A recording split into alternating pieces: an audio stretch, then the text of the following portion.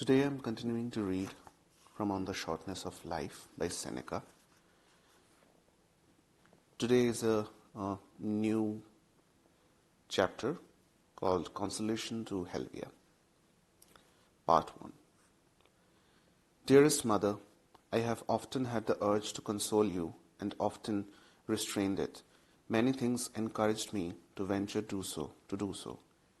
First, I thought I would be laying aside all my troubles when I had at least wiped away your tears, even if I could not stop them from coming. Then I did not doubt that I would have more power to raise you up if I had first reasoned myself.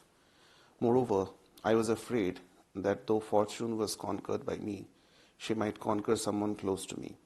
So staunching my own cut with my hand, I was doing my best to crawl forward to bind up your wounds. There were, on the other hand, considerations which delayed my purpose. I realized that your grief should not be intruded upon while it was fresh and agonizing. In case the consolations themselves should rouse and inflame it, for an illness to nothing is more harmful than premature treatment. So I was waiting until your grief of itself should lose its force and being softened by time to endure remedies. It would allow itself to be touched and handled. Moreover, although I consulted all the works written by the most famous authors to control and moderate grief, I couldn't find any example of someone who had comforted his own dear ones when he himself was the subject of their grief. So in this unprecedented situation, I hesitated, fearing that I would be offering not consolation, but further irritation. Consider, too, that a man lifting his head from the very funeral pyre must need some novel vocabulary not drawn from ordinary everyday condolence to comfort his own dear ones. But every great and overpowering grief must take away the capacity to choose words, since it often stifles the voice itself. Anyway, I will try my best, not trusting in my cleverness, but because being myself the comforter, I can thereby be the most effective comfort. As you never refused me anything, I hope you will not refuse me this, at least. Though all grief is stubborn, to be willing that I should set a limit to your desolation. Consider how much I have promised myself from your indulgence. I don't doubt that I shall have more influence over you than your grief, than which is nothing has more influence over the wretched. So in order not to join battle with it at once, I'll first support it and offer it a lot of encouragement. I shall expose and reopen all the wounds which have already healed.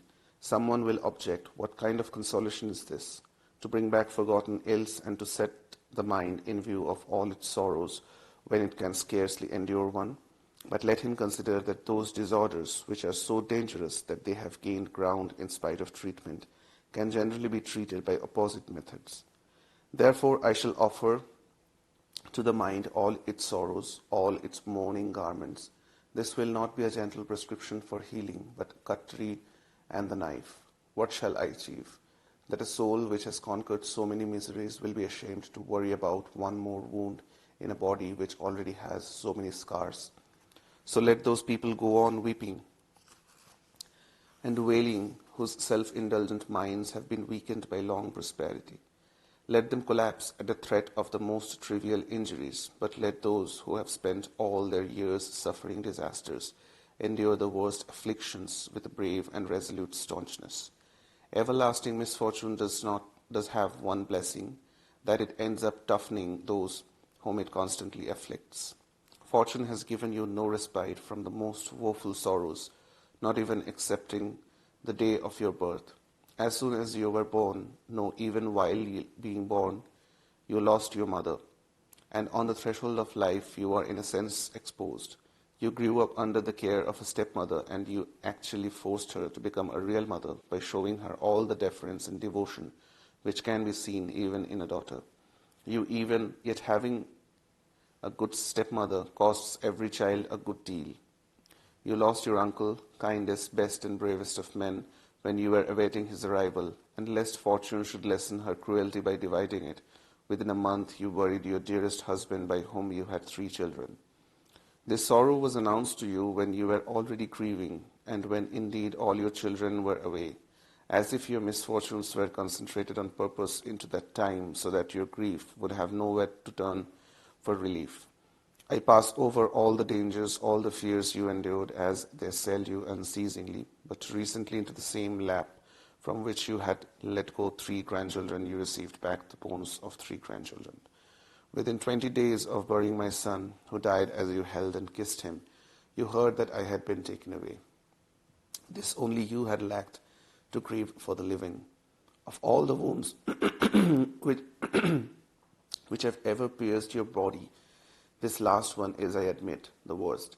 It has not simply broken the skin, but cut into your breast and vital parts. But just as recruits, even when superficially wounded, cry aloud and dread being handled by doctors more than the sword, while veterans, even if severely wounded, patiently and without a groan, allow their wounds to be cleaned, as though their bodies did not belong to them. So you must now offer yourselves bravely for treatment. Come, put away wailings and lamentations and all the other usual noisy manifestations of feminine grief, for all your sorrows have been wasted on you if you have not learned how to be wretched. Do I seem to have dealt boldly with you? I have kept away not one of your misfortunes from you, but piled them all up in front of you. I have done this courageously, for I decided to conquer your grief, not to cheat it. But I shall do this, I think, first of all, if I show that I am suffering nothing for which I could be called wretched, let alone make my relations wretched. Then if I turn to you and show that your fortune, which is wholly dependent on mine, is also not painful. First I shall deal with the fact which your love is longing to hear, that I am suffering no affliction. I shall make it clear, if I can, that those very circumstances which you think are crushing me can be borne. But if you cannot believe that, at least I shall be more pleased with myself for being happy in conditions which normally make men wretched, there is no need to believe others about me. I am telling you firmly that I am not wretched, so that you won't be agitated by uncertainty. To reassure you further, I shall add that I cannot even be made wretched. We are born under circumstances that would be favorable if we did not abandon them. It was nature's intention that there should be no need of great equipment for a great good life. Every individual can make himself happy. External goods are of trivial importance and without much influence in either direction.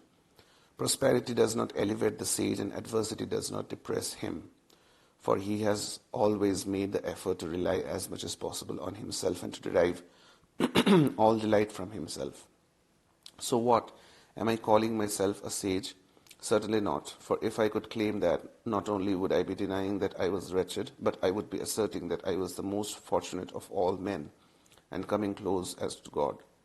As it is doing what is sufficient to alleviate all wretchedness, I have surrendered myself to wise men, and as I am not yet strong enough to help myself, I have gone over to another camp.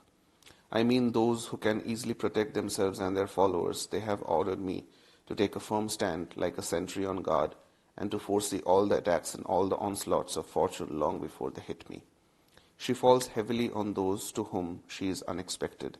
The man who is always expecting her easily withstands her, for an enemy's arrival too scatters those whom it catches off guard, but those who have prepared in advance for the coming conflict, being properly drawn up and equipped, easily withstand the first onslaught. Which is the most violent? Never have I trusted fortune, even when she seemed to offer peace. All those blessings which she kindly bestowed on me, money, public office, influence, I relegated to a place whence she could claim them back without bothering me. I kept a wide gap between them and me, with the result that she has taken them away, not torn them away. No man has been shattered by the blows of fortune unless he was first deceived by her favors. Those who loved her gifts as if they were their own forever, who wanted to be admired on account of them, are laid low and grieve. The false and transient pleasures desert their vain and childish minds. Ignorant of every stable pleasure, but the man who is not puffed up in good times does not collapse either when they change. His fortitude is always tested, and he maintains a mind unconquered in the face of either condition. For in the midst of prosperity he has tried his own strength against adversity. So I have never believed that there was any genuine good in the things which everyone prays for. What is more, I have found them empty and doubted, with shadowy and deceptive colors, with nothing in sight to match their appearance. And now in these so-called evils, I find nothing so terrible and harsh as the general opinion threatened. Certainly the word exile itself now enters the ears more harshly through a sort of conviction and popular belief, and strikes the listener as something gloomy and detestable. For that is the people's verdict, but wise men, on the whole, reject the people's decrees. So putting aside the judgment of the majority, who are carried away by the surface appearance of things, whatever the grounds for believing in it, let us examine the reality of exile. Clearly, a change of place, I must not seem to restrict its force and remove its worst feature. So I agree that this change of place brings with it the disadvantages of poverty, disgrace, and contempt. I shall deal with these later. Meanwhile, I wish first to examine what distress the change of place itself involves. It is unbearable to be deprived of your country. Come now, look at this mass of people whom the buildings of huge Rome can scarcely hold. Most of that crowd are deprived of their country. They have flocked together from their towns and colonies, in fact from the whole world, some brought by ambition, some by obligation of public office, some by the duties of an envoy, some by self-indulgence, seeking a place conveniently rich in vice, some by a love of liberal studies, some by the public shows. Some have been attracted by friendship, some by their own energy, which has found a wide field for displaying its qualities. Some have come to sell their beauty, others their eloquence. Absolutely every type of person has hastened into the city, which offers high rewards for both virtues and vices. Take a roll call of all of them, and ask each where he comes from. You will see that most of them have left their own homes and come to a very great and beautiful city, but not their own. Then move away from the city, which in a way can be said to belong to all, and go around all the others. In every one, a large proportion of the population is immigrant. Pass on from those whose lovely and convenient position attracts large numbers, and review deserted places and rocky islands.